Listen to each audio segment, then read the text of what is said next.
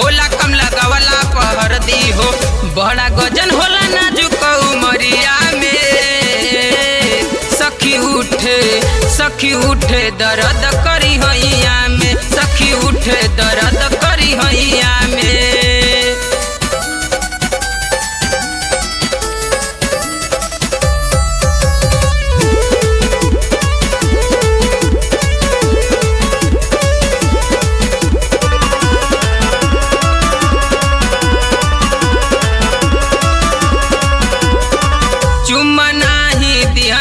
दिहले पटकी हमके पलंग पर, काई देखाई तोहरा के सखी चोट बकौना अलंग पर।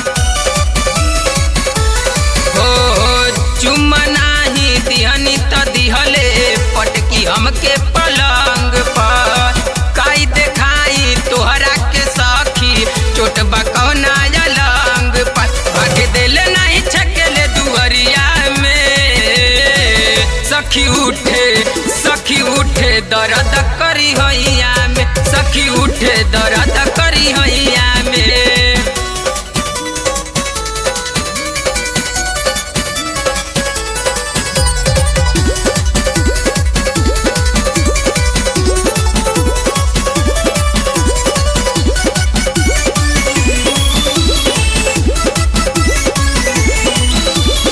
सुतल रही सैया से दूर तब पाजा में दबाली हले, गौने के राती रहे उ पहिला मजा सखी कुल पाली हले। सुतल रही सैया से दूर तब पाजा में दबाली हले, गौने के राती रहे उ पहिला मजा सखी कुल पाली हले। ठोक दी हले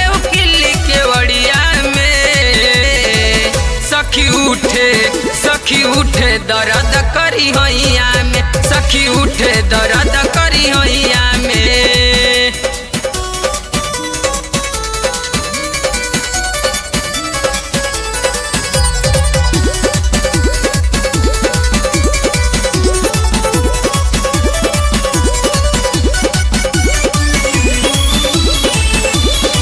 दिहले उ दर्द सैया ये सखी हमें बड़ा कसाई हो, कहनी ह जाके सुरेश देवर से ले अइले उ दवाई हो। दिहले उ दर्द सैया ये सखी हवे बड़ा कसाई हो, कहनी ह जाके प्रदीप देवर से ले अइले उ दवाई हो।